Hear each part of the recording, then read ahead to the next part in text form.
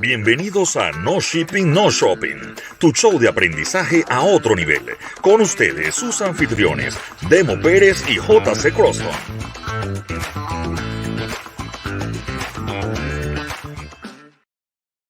¡Gente! Qué bueno tenerlos aquí en No Shipping, No Shopping, el show para aprender a otro nivel. Como siempre, yo soy JC Croston y conmigo está el pelado Demo Pérez. Demo, dispara. Saludos amigos, ¿cómo están? Saludos hasta cualquier parte de América Latina que nos visitan el día de hoy. Hoy con un show muy interesante. Tenemos un personaje aquí de la industria aérea y del mundo del freight forwarding. Adelante, Juan Carlos, cuéntanos, ¿a quién tenemos el día de hoy? Bueno, nuestro invitado de hoy es nada más y nada menos que Kurt Chosinski. Kurt es uno de los más reconocidos ejecutivos de cadena de abastecimiento en general y de carga aérea en Latinoamérica. Él ha estado vinculado con Avianca Cargo y DHL Global Forwarding. De Costa Rica para el mundo, Mae. Kurt, bienvenido al programa. Gracias, JC, y gracias, Demo. Un gusto estar aquí. No shipping, no shopping. Así es. Bueno, hay que hacer un disclosure ahí. Kurt es un viejo amigo, viejo compañero de trabajo, un tremendo ejecutivo, un hombre que ha dejado muy buena referencia por los países en los que ha trabajado desde su natal Costa Rica, trabajó en Panamá, los últimos años en Colombia, y bueno, creo que tenemos muchas preguntas interesantes que hacerle. Ha estado un poquito ocupado los últimos días con todo lo que ha ocurrido en la industria aérea, así que hoy conoceremos un poquito más de este ejecutivo clase A, Kurt Chosinski, nuestro invitado el día de hoy. Adelante, Juan Carlos. Kurt, arranquemos. Mira, ¿qué tú pensarías que es el dato más interesante de la industria de carga aérea que la gente en general no conoce? ¿Quién no conoce? Bueno, después de tremenda introducción, la verdad que vengo y JC, muchísimas gracias y efectivamente un gran abrazo para ustedes. ¿Qué es un dato interesante? Yo creo que cuando pensamos en industria aérea siempre pensamos, por ejemplo, en los aviones de pasajeros, que el pasajero va y regresa. En la carga aérea tenemos un reto importante que es que la carga es unidireccional y hay que buscar la carga de regreso. Entonces, muchas veces subimos los aviones llenos y los aviones cuando bajan hacia el sur hay que tener ese reto importante de buscar la carga. ¿Con qué fin? Con maximizar precisamente los aviones. Ese podría ser un dato interesante. El otro dato interesante es, por ejemplo, cómo se rotan los aviones y cómo realmente se hace la programación de los vuelos para maximizar la red. Es un dato muy interesante y muy entretenido de paso. Me imagino que tendríamos que hacer un programa entero solamente para eficiencia de rutas y segmentos. De hecho que sí, es interesante. Tenemos herramientas que se dedican a lo que llamamos el Network Optimization Tool o la optimización de la red, que precisamente buscan cuándo son las temporadas, dónde está el flujo de carga, cómo se mueve la carga en los diferentes países. Por ejemplo, cuando un país produce flores, cómo tenemos que posicionar la capacidad. Por ejemplo, la temporada navideña o ahora que se dio en el tema de la pandemia, el tema del boom del e-commerce, teníamos que balancear la red precisamente para ver cómo se bajaba la carga de los diferentes países o se movía de los diferentes países. Entonces, no es solo posicionar el avión, sino también ver cómo están los volúmenes y dónde se pueden posicionar, cómo están también las tarifas en el mercado. Y es todo un arte, pero sí, podríamos dedicar un programa para hacer eso. De hecho, interesante. Exacto. Y últimamente, producto de la pandemia y de todas las disrupciones que ha habido en las cadenas de suministro globales, la industria aérea ha tenido unos cambios muy interesantes. Hemos visto aviones de pasajeros con asientos llenos de cajas de carga. O sea, se han visto una serie de medidas desesperadas para mover la carga. ¿Cómo ha sido ese impacto en América Latina? ¿Tú lo has visto? Porque en Asia fue aeropuertos congestionados, los bookings siempre son un tema. Acá ha sido un poquito menos, ¿no? Pero creo que igual nos pegó de alguna forma. Sí, de acuerdo, Demo. Yo creo que primero pondría en perspectiva qué es la carga aérea en nuestra región, América Latina. América Latina representa el 2.5% de la carga global y tal vez por eso pudieras ver que el impacto es menor y obviamente por la participación general de la carga en nuestra región es mucho menor. Pero sí, ha habido una afectación y ha habido una afectación dependiendo de los mercados que se atiendan. Y esta afectación, vamos para dar un contexto de dónde proviene. Cuando se da la pandemia, se da una reducción de los vuelos principalmente de pasajeros. Recordemos que la carga se mueve no solo en los aviones cargueros, sino también en las barrigas de los aviones o los bellies, que es lo que conocemos, ¿cierto? Cuando se da una disminución de la cantidad de aviones de pasajeros por las diferentes restricciones que se dieron en los países, pues esto nos llevó a tener menos capacidad. Y capacidad dependiendo de los mercados. Si hablamos de mercados intra-Latinoamérica, lo que normalmente vemos son aviones de cuerpo angosto, de pasillo sencillo, o sea, 3 filas de un lado, 3 filas del otro, o 2 filas y 2 filas de pasajeros, que es de lo que normalmente vemos. Pero cuando hablamos de vuelos más largos, por ejemplo, de un Suramérica, de lo que es, por ejemplo, Argentina, lo que es Chile hacia Estados Unidos, por las distancias, o lo que es Latinoamérica hacia Europa, por las distancias se vuelan aviones de cuerpo ancho, que son de doble pasillo, o por ejemplo, los 787, los 330, los 767, etcétera, que tienen mayor rango y cobertura. Pero también, al ser aviones de cuerpo ancho, permiten movilizar más carga en las barrigas y en los bellies. Entonces, al haberse dado esa disminución, eso le metió mucha presión a los cargueros, que de paso también importante mencionar, aunque se cerraron las fronteras para la entrada o salida de los pasajeros en los diferentes países, como recordaremos el año pasado, nunca se cerraron las fronteras para el transporte de carga. ¿Por qué? Porque ahí tenían que llevarse productos de protección personal, como fue todo el tema de las mascarillas, como fue el tema de los respiradores, pero también temas de alimentos, de productos de primera necesidad, temas, por ejemplo, suministros para los hospitales por el incremento significativo que hubo de personas. Entonces, la carga aérea siempre siguió volando y por eso para las aerolíneas el tema de carga en el último año ha sido muy relevante y esa ha sido en cierta forma un salvavidas para muchas de las aerolíneas a nivel mundial. Entonces, habiendo dicho esto, al reducir la capacidad de los bellies o de las barrigas de los aviones, tuvo que ponerse los cargueros. Pero obviamente los cargueros, que incluso habían cargueros preservados o parqueados en los desiertos que se despreservaron para poner más capacidad en el mercado, aún no alcanza para suplir la demanda de capacidad. Y ahí es donde nos vemos en la necesidad de reinventarnos, de crear temas diferentes. Y a la falta de capacidad, lo que mencionabas, Demo, se tomaron aviones de pasajeros y aquí hay dos modalidades de esos aviones de pasajeros. Están lo que se llaman los ghost flights, que es precisamente aviones de pasajeros sin un pasajero a bordo, o sea, aviones fantasmas, lo que llevan es solo carga y es la carga en las sillas, como decías. Pero también están los passenger freighters, que son aquellos aviones de pasajeros a los que se les removieron las sillas para colocar carga en el piso del avión, pero no es significativamente un tema de peso, porque el avión no está desarrollado para peso, sino para un tema de volumen. Y como historia y anécdota interesante, nos tocó ir a China con un 787 a traer equipo de protección personal para Latinoamérica. Y fue muy interesante esa logística. Wow. Súper interesante. Tremendo. Tremendos datos aquí. 2.5 la carga global, eso me sorprende. Pensé que era un poquito más. No, es una región pequeña. Y por eso, por ejemplo, cuando me decías de los volúmenes en Asia, en Europa, se activan más estos passenger freighters porque hay más volumen y menos capacidad como tal. Además, el tipo de mercado que se atiende.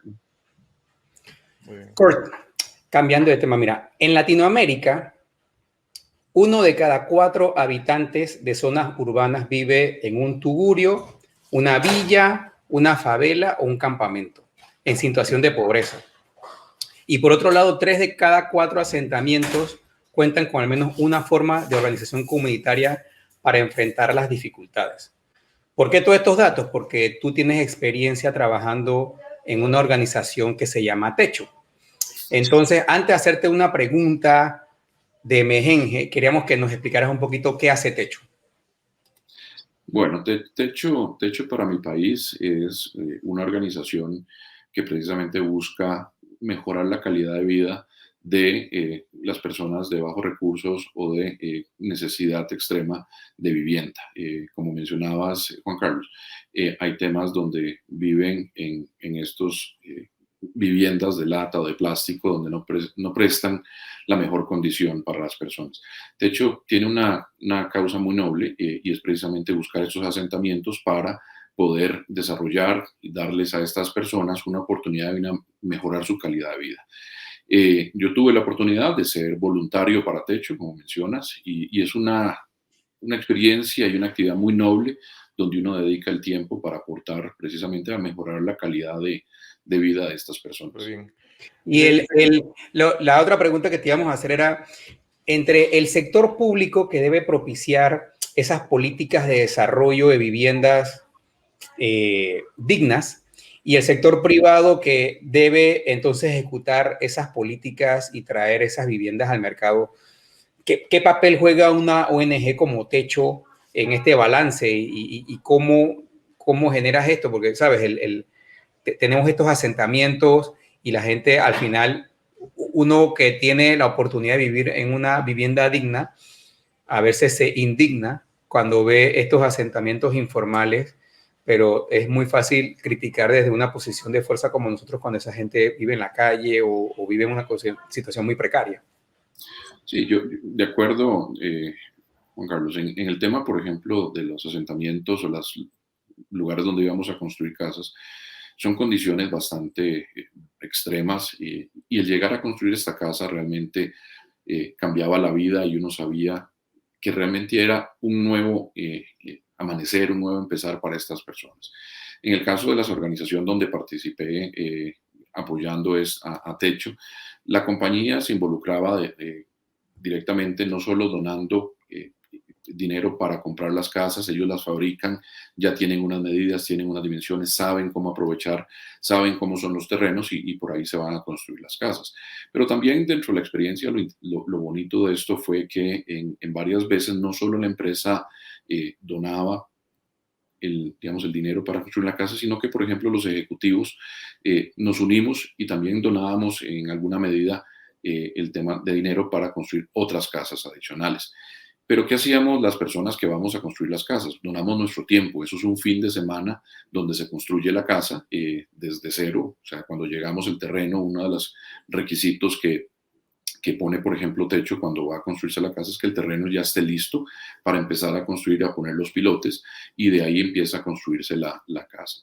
Y es muy interesante dedicarle el tiempo y sobre todo compartir con las familias, saber que uno está cambiando la vida y es una experiencia muy bonita. Y entonces la responsabilidad que tenemos, como decías, hoy estamos muy cómodos en nuestras casas, si llueve estamos bien resguardados y eso no es igual para todos. Y yo creo que esto precisamente es una diferencia grande. Podemos cambiar el mundo con pequeñas cositas. Muy bien. Y sí, en esas experiencias generalmente uno termina muy cansado al final, pero con el corazón muy lleno. De mucha satisfacción, queda uno realmente muerto, exhausto, con dolor de espalda y todo, pero de la satisfacción realmente uno quiere repetir esa acción y si me permites, construimos más de 12 casas en diferentes países, lo cual es una experiencia muy bonita, porque Techo es regional, entonces tenemos la oportunidad de construir. Tremendo.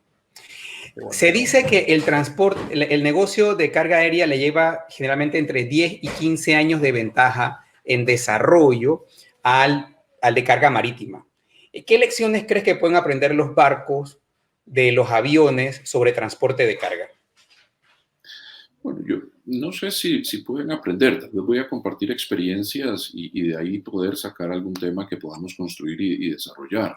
Juan Carlos, yo creo que, por ejemplo, por la dinámica de la carga aérea, que es muy rápido, que por ejemplo en un tránsito entre Miami y voy a poner Panamá, son 2-3 horas llegando a 3 horas llegando a Panamá, un transporte marítimo pues son días lo que lleva ahí. Entonces, en el tema de darle la visibilidad, la trazabilidad, la sistematización, realmente es algo que ha podido digamos, evolucionar mucho más rápido. Y es por la velocidad propia del el negocio. Eso es uno. Dos, en aéreo, digamos, se pierde mucho dinero si un avión vuela vacío. Entonces, el volar un avión maximizado, poder meter el peso o el volumen correcto en el avión, yo creo que es un tema de la manera de maximizar precisamente las rentabilidades y los ingresos de la aerolínea.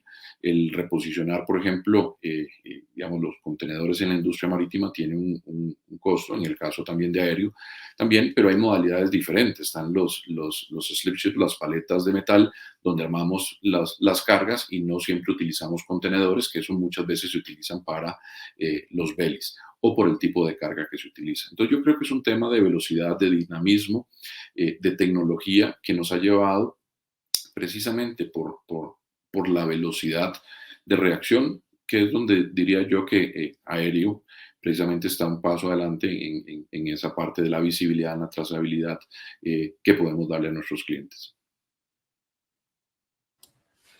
Tú sabes, ahora está el tema de la digitalización muy fuerte en el transporte de carga marítima y hay un consorcio de líneas navieras trabajando en digitalización y ellos ponían el ejemplo de carga aérea sobre el conocimiento de embarque digital.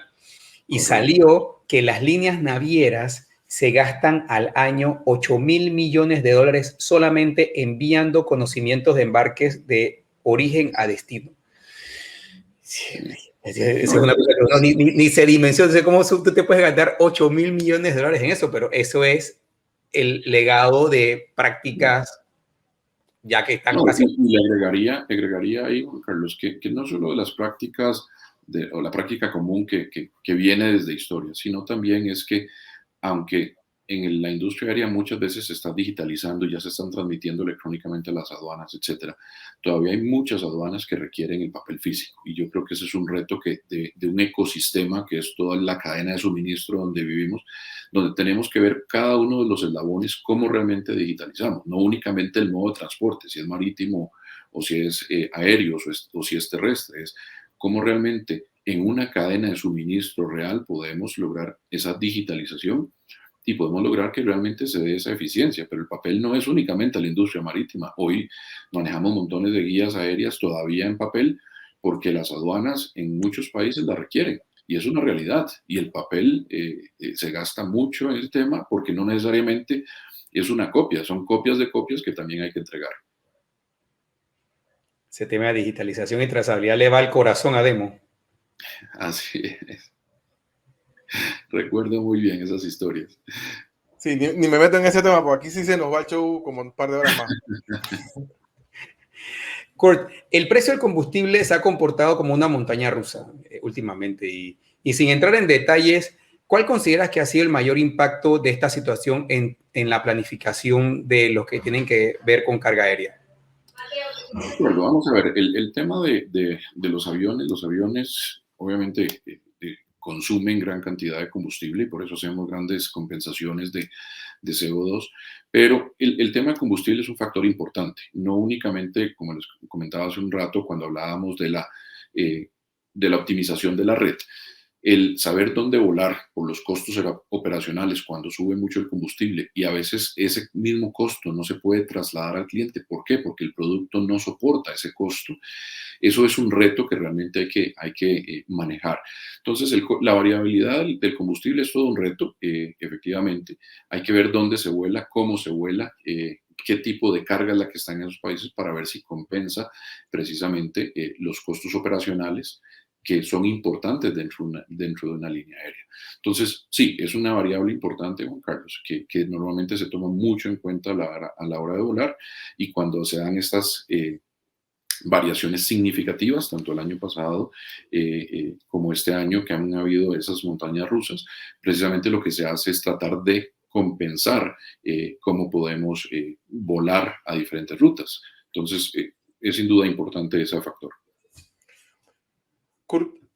Recientemente vimos que la empresa DHL Express hizo una inversión muy importante en aviones eléctricos o va a hacer una incorporación en su flota de aviones eléctricos. En este tema de combustible, ¿cómo tú ves la presión que viene en la descarbonización para la industria? ¿Cómo ves eso de aquí en adelante?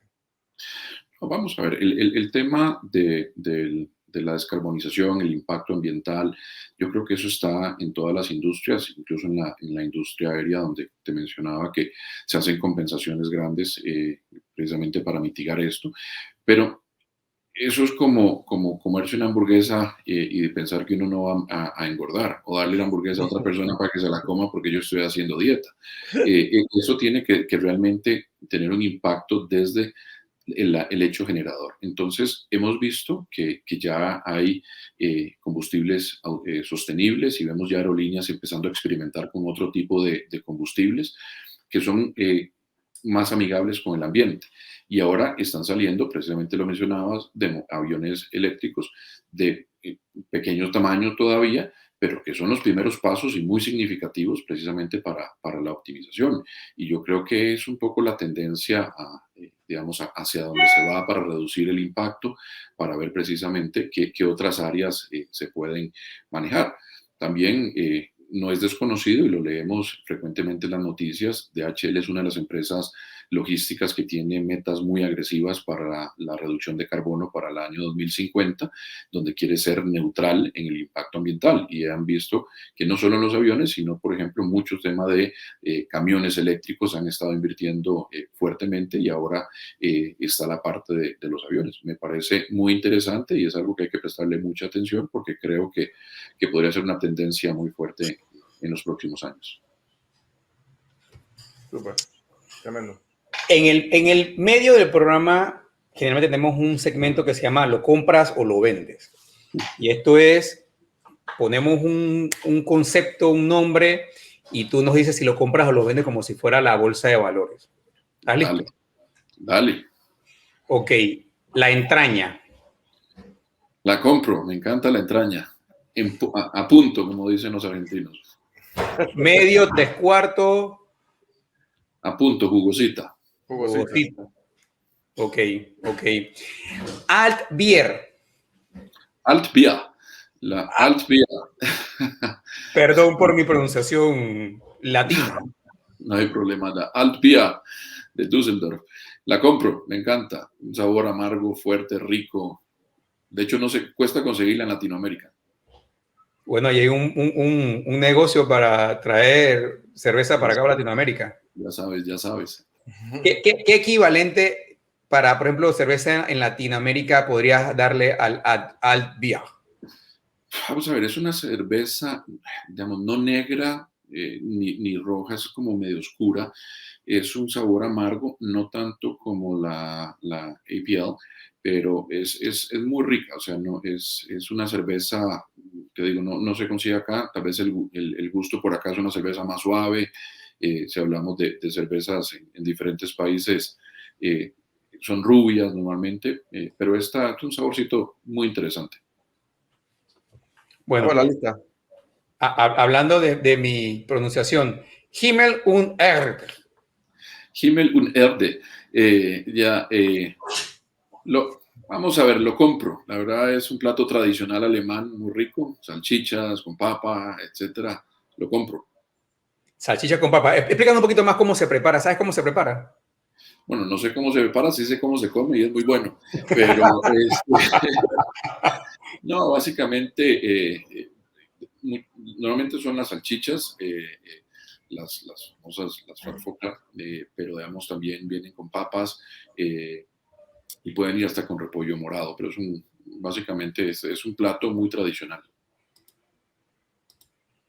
Ok, ¿y la barbacoa a gas? Vamos a ver, la barbacoa a gas, te diría que la compro, pero te diría la vendo. Aunque cocino mucho con gas, me encanta más el carbón. El sabor que le da la carne, la parrilla de carbón de leña realmente es diferente. Digamos que la vendo esta para quedarme con la Sí, yo te estaba diciendo que no puedes comprar las dos. O sea, entonces la vendemos. Estamos bien. Sí. El Camino de Santiago de Compostela. Upa, lo compro. Realmente es una experiencia de vida, es una experiencia que bueno, de paso tuve la oportunidad de hacerlo, y realmente, más allá de lo que te cuentan y todo eso, el vivirlo, lo hice en bicicleta, realmente es es una historia de vida, es para contar. Y personalmente, aunque no estás perdido, pero te reencuentras muy bien ahí. Esos son 800 kilómetros de recorrido, más o menos en 9 días. Aparte de prepararte físicamente para hacer este recorrido en bicicleta y pues afrontar, digamos, una ruta desconocida en alguna medida, ¿qué aspectos consideras tú que no pueden faltar cuando planeas un trayecto como ese desconocido, difícil, o proyectos de esa categoría? ¿Qué elementos tú piensas que debemos incorporar cuando afrontamos retos de ese nivel? Perfecto. Digamos, antes de contestarte la pregunta, los 800 kilómetros que hicimos no es toda la ruta. De hecho, empezamos como una tercera parte del camino. No empezamos desde Roncesvalles, que inicia el camino. Nosotros empezamos en Burgos. Y fue muy interesante todo el recorrido que hicimos. Entonces, para que la gente no se quede que son solo 800 kilómetros, no, es un poquito más. Solo que no nos alcanzaba el tiempo para hacerlo. Y ahora, contestando tu pregunta, Demo, yo creo que la planeación es fundamental. Primero, tienes que, y nosotros lo hicimos, fuimos 5 amigos, ticos, que nos llevamos las bicicletas desde Costa Rica hasta España y toda la logística del embalaje y todo el asunto. Pero yo creo que el partió primero con una idea de queremos ir a hacerlo, queremos un reto diferente, queremos vivir una experiencia muy bonita y empezamos a leer y empezamos a educarnos. Por ejemplo, lo primero que hicimos fue leernos el camino, no se llama El Camino Peregrino, de Pablo Coelho, y empezamos a ver. Y nos gustó mucho, digamos, las metáforas que hacía Pablo en el libro. Después empezamos a reunirnos con gente que ya había hecho el camino y empezar a aprender de las personas que ya habían vivido eso. Nos dimos cuenta en esa preparación que había que tener roles y entonces había gente que precisamente tenía diferentes roles. Había una persona que tenía más conocimientos en primeros auxilios y él se especializó un poquito más para cuando íbamos al camino, si a alguien le pasaba algo, que de hecho tuvimos un par de accidentes, nada grave, pero esa persona fue la que estuvo ahí. 2 personas teníamos, y me incluyo el rol, por ejemplo, de ser los mecánicos del grupo, y había otro que iba viendo, por ejemplo, dónde nos íbamos a quedar, cuál era la distancia, dónde estaban los albergues, etc. Entonces yo creo que es un tema de planeación, de aprendizaje, de educarse antes de eso, y yo creo que eso es igual en cada uno de los proyectos. No puede haber una única persona que trate de controlar el proyecto. Yo creo que tiene que haber alguien que lo dirija, pero hay roles específicos y hay que aceptar cuándo dar su paso fuerte y a veces cuándo dar el paso atrás por el bien del equipo. Y entonces creo que eso funciona muy bien y es una experiencia muy bonita. Y ya en el camino también creo que, y eso pasa también en los proyectos, en esta homologación que estamos haciendo, y anécdotas interesantes. Pero nosotros íbamos en el Camino Santiago, íbamos muy contentos en bicicleta y todo el asunto, y nos encontramos un par de señores en una parada que hicimos para tomarnos algo, y unos señores mayores, y entonces le preguntaron, ¿de ustedes de dónde vienen? Nosotros sacamos pecho, ¿no? Orgullosos, venimos desde Costa Rica, llevamos como 300 kilómetros ya recorridos, y ellos decían, bueno, qué bien, felicitaciones, qué bonito, es de resaltar, y nosotros sacando pecho de todo lo que estábamos haciendo. Y le devolvimos la pregunta, ¿y ustedes de dónde son? ¿De dónde vienen? No, nosotros venimos desde Ámsterdam. Ah, qué bien. ¿Y ahí cuándo empezaron? No, empezamos hace ya un mes. ¿Y cuánto llevan? No, llevamos 1.200 kilómetros recorridos en bicicleta y nosotros nos sentíamos orgullosos. Pues también es un tema de humildad que te enseña el camino porque conoces gente muy bonita. La verdad es que son anécdotas bonitas que pasan, pero si lo pongo con un proyecto, un tema de planeación, un tema de retos, de roles, perdón, un tema de estar revisando qué se hace en cada proceso y por qué no también humildad de saber cómo vamos en el proyecto a la hora de la ejecución. Súper, me encantó, me encantó. Tú sabes, Kurt, que Demo se la pasa investigando y buscando datos así todos raros. Entonces, él se encontró que el 33% del negocio de carga aérea en Colombia está relacionado con el transporte de flores. Y ese negocio tiene su temporada más alta en 5 días del año, entre el 27 de enero y el 2 de febrero. Eso fue lo que encontró Demo, ¿no? Entonces, ¿cómo logran expandir la capacidad para atender esa alta demanda sin afectar la rentabilidad? Bien. De hecho, te preciso algunos datos, Demo, para que los tengas a mano. La temporada de flores en realidad se divide en 3 principales temporadas durante el año. Valentinos, que va precisamente de 2 semanas, finales de enero, hasta la primera y segunda de febrero. La temporada de madres, que va de las 2 últimas semanas de abril hasta la primera semana de mayo. Y después hay una temporada que es la temporada de Santos, que principalmente es en Europa, donde también se manejan flores. Y efectivamente, digamos, en las temporadas más altas son las de Valentinos y Madres. Muchas veces, a veces Madres es más alta que la de Valentinos, como dato curioso.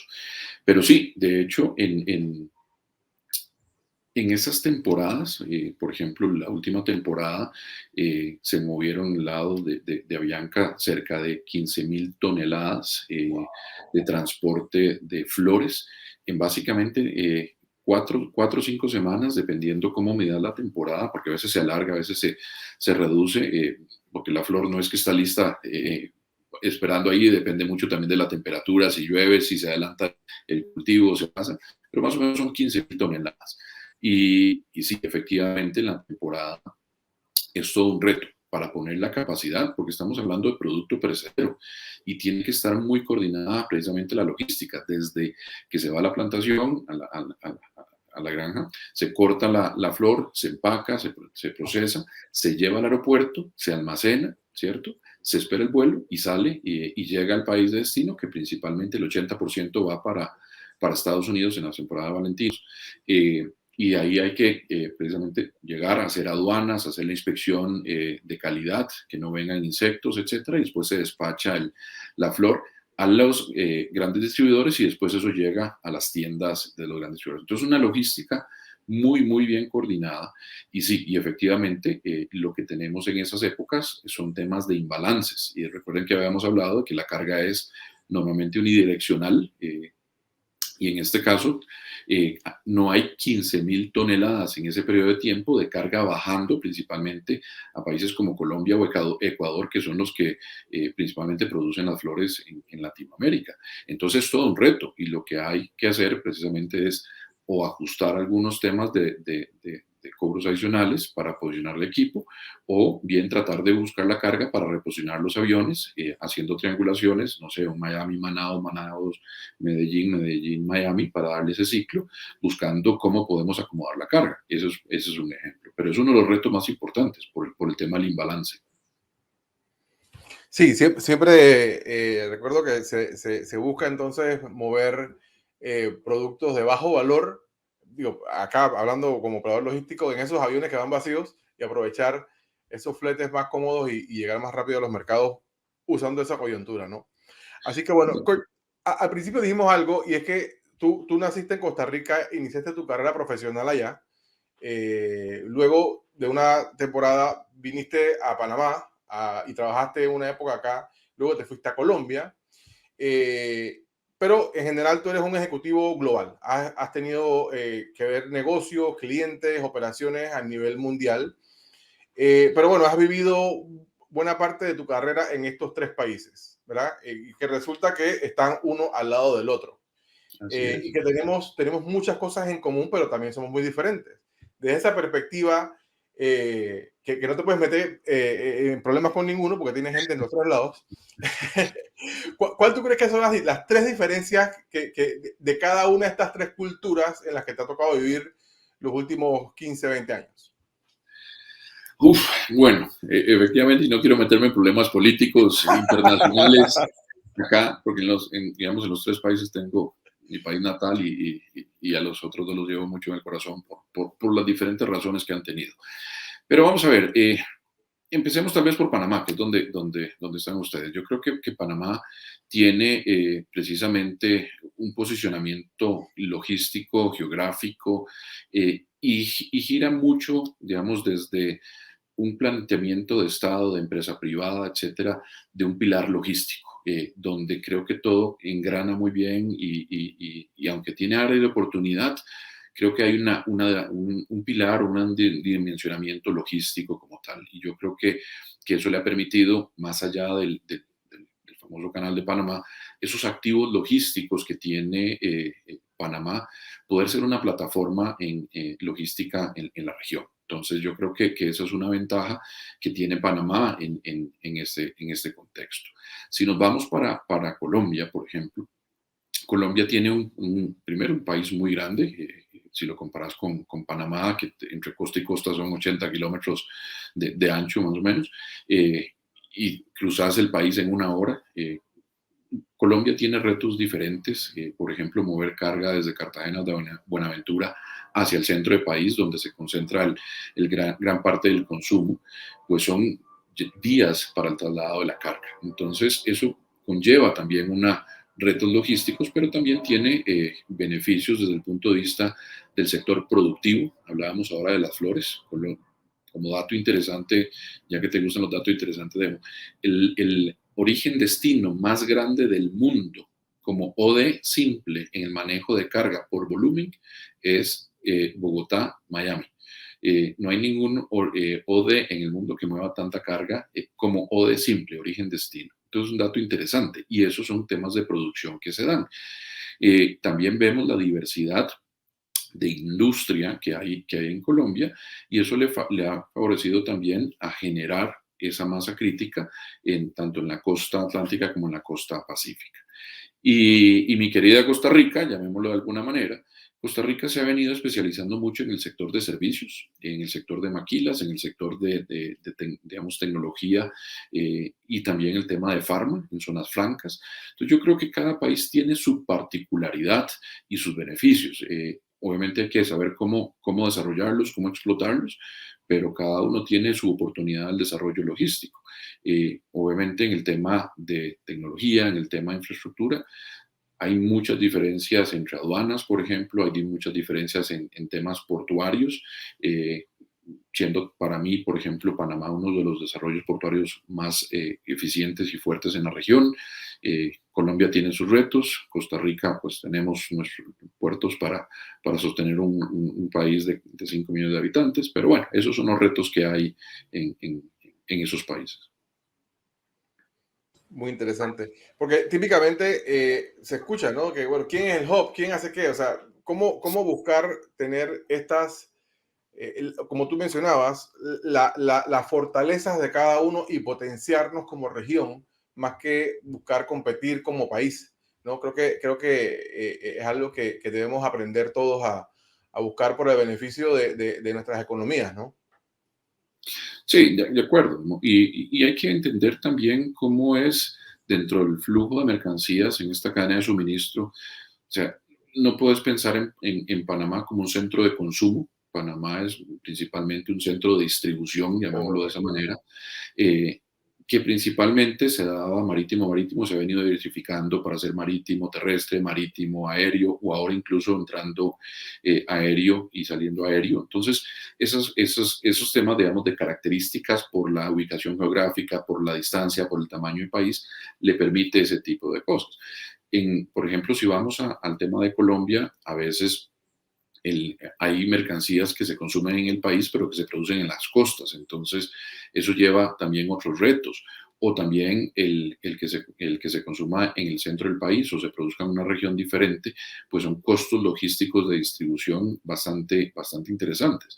Pero si me permitís poner un ejemplo, yo creo que sí se pueden hacer cosas interesantes, se pueden hacer cosas beneficiosas, digamos, de situaciones convulsas salen ideas nuevas e ideas interesantes.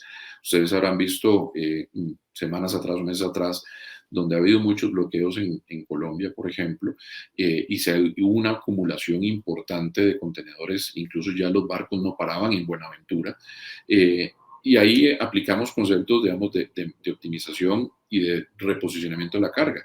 Muchos clientes se nos acercaron y vendimos famoso SEER, el marítimo aéreo, llevamos el contenedor a Panamá, lo trasladamos al aeropuerto y lo volábamos a Bogotá, por ejemplo. Y ahora que hablábamos de los imbalances, cuando bajábamos los aviones hacíamos una parada precisamente en Panamá para levantar esas cargas y llevarlas al sur. Esas son ideas que se pueden seguir trabajando y desarrollando no únicamente para Colombia, sino también para otros países. Si hablamos, por ejemplo, de un contenedor de Asia que va hasta Brasil o que va hasta Argentina o que va hasta Uruguay, interesante, y es algo que se ha analizado de parar los contenedores por ejemplo, en Panamá, tomarlo en Panamá y continuarlo volando hasta el sur. Obviamente aumenta el costo, pero reduce significativamente el tiempo de tránsito, porque todavía le faltan una gran cantidad de días para cubrir la costa. Entonces, hay ideas que se pueden desarrollar, hay ideas que se pueden trabajar para verlo como una religión.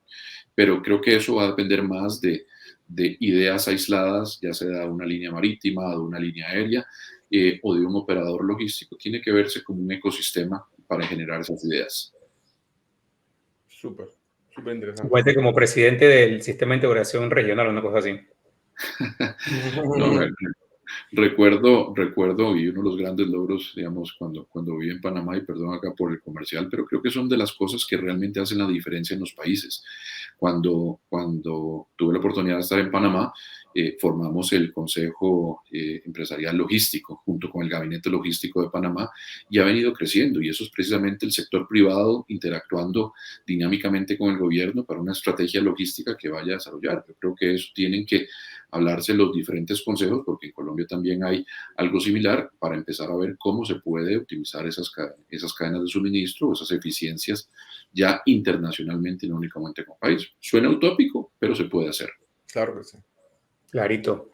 En la recta final del programa tenemos preguntas para KURT. O sea, ¿qué es lo que hace a Kurt? Vamos a ver. A Kurt. Yo creo que...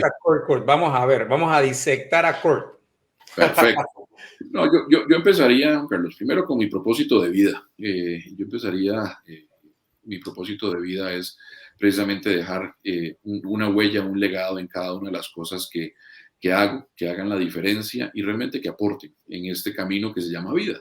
Entonces yo creo que precisamente eso es lo que define a Kurt, una persona realmente que cuando pasó por Panamá y que hicimos esta bonita amistad, pues quedan recuerdos, dejó una huella, etc.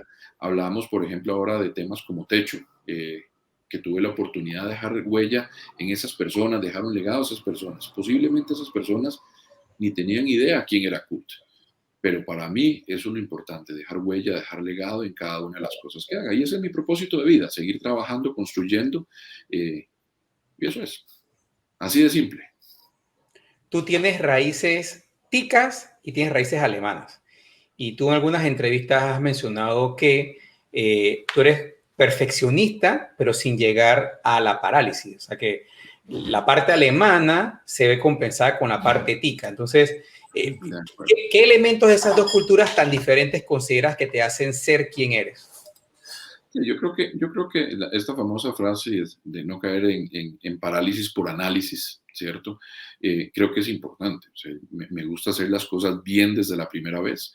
Me gusta que las cosas se hagan bien y retar cada vez que se hagan, no solo a las personas, sino a mí mismo, de hacerlo bien. Y yo creo que eso es un principio fundamental, digamos, de la cultura alemana. O sea, si se hace bien, pues hagámoslo desde el principio, no tratar de darle vuelta. Pero también en la cultura nuestra, y me defino también como ser costarricense, a veces, o latinoamericano, no únicamente es costarricense, a veces nos quedamos dándole vuelta a las ideas y darle vuelta a las ideas y le masticamos y la masticamos, y es donde digo yo, no nos quedemos en parálisis por análisis, hay que tomar una decisión, quizás no funcionó, pues bueno, la revisamos y ejecutamos, pero para aprender a nadar hay que echarse al agua, uno no aprende a nadar fuera de la piscina. Así es. Clarito. Tú has trabajado en compañías, ya sea con sede principal en Alemania, como DHL, o con orígenes en Alemania. Y un dato curioso es que Avianca arrancó en el año 1919 como la Sociedad Colombo-Alemana de Transporte Aéreo. Es dato curioso. Entonces, ¿tú crees que... Así es. ¿Tú crees que ha sido coincidencia que te movieras a estas empresas de origen alemán o es que las raíces llaman? La cabra siempre tira al monte, diría yo, pero yo creo que es, digamos, coyuntural. No fue que andaba buscando una y llegué ahí. Yo creo que fue coyuntural y sí, yo creo que va por ahí, pero sí, coincidentalmente trabajé en estas dos. Ok. Última pregunta. Aparte Dale. de las cosas usuales, ¿cuáles serían esas características que tú buscas en una persona que quiera ser parte de tu equipo de trabajo? Vamos a ver, yo creo que mucho es sinceridad, transparencia, ganas de echarle para adelante, o sea, creo mucho en el positivismo, o sea, no le encontres el por qué no, buscarle el cómo sí, y eso es lo que busco, o sea, mucho, es fácil hablar de dos palabras acá, es la actitud, o sea, cómo va a encarar y desarrollar los temas, y también la aptitud, o sea, qué tan apto está preparado en el tema, pues puedes echarle muy positivo, pero no tenés idea cómo se hace, pues trabajemos en esa parte, pero creo que por ahí iría, Juan Carlos, en el tema de esa persona, de buscar opciones, de echar para adelante, de un poco lo que te decía, de hacer las cosas bien desde la primera vez, y si nos equivocamos, listo, volvamos a inventarlo, pero para adelante, no nos quedemos lamentándonos y qué pasó y por qué pasó esto, sino busquemos qué más hacemos hacia adelante, y eso es lo que busco en el equipo. Yo creo que debemos asumir esto también, Kurt, como un consejo, una recomendación que le das a las nuevas generaciones. Este programa tiene una audiencia joven, bastante profesionales jóvenes que están en busca de su crecimiento y por eso tratan de aprender a través de estas entrevistas a personas como tú. Así que yo me quedo con eso, me quedo con ese tremendo consejo, esa tremenda dirección que acabas de dar. Tal vez no todos podrán ser parte de tu equipo, pero seguramente tendrán esta visión de un ejecutivo de alto nivel como tú, exitoso, y podemos dar fe de ello. Y bueno, yo creo que ya llegando al final, nos gustaría que le mandes también un saludo a toda esa gente que has dejado en estos 3 países, que obviamente tenemos audiencia en ellos, así que hay un mensaje final para despedir el show. Gracias, Demo. Sí, en estos 3 países donde principalmente he vivido y he pasado gran parte de mi tiempo. También viví en México, viví en Guatemala y estando también con ellos por allá. Pero no, yo creo que se les recuerda a todos con mucho cariño. Es muy agradable ver caras conocidas, participar en estos shows y espero que los que vean estos no shipping, no shopping van a seguir desarrollando, digamos, ese conocimiento y es gusto verlos, así sea virtualmente. Pero no, un fuerte abrazo a todos los que realmente han sido parte de estos años de experiencia, años de trabajo. Realmente uno es exitoso porque la gente lo hace exitoso a uno y yo creo que eso es el mejor legado que puede tener uno en cada uno de los países. Entonces, un gran saludo para esas personas, se les recuerda con mucho cariño. El nombrarlas es muy peligroso porque pueden dejar a alguien por fuera, entonces mejor les mando un gran saludo a todos y espero que estén muy bien. Kurt Chosinski, muchas gracias por estar con nosotros. Gracias, Juan Carlos, gracias, Demo, felicitaciones, excelente programa. Gracias. Este fue No Shipping, No Shopping, tu show de aprendizaje a otro nivel. Yo soy JC Croston y Demo Pérez. Recuerda seguirnos en nuestras redes sociales. Acá abajo, dale suscribirte al canal y muy pronto tendrás otro show de este mismo nivel. ¡Saludos! Chao.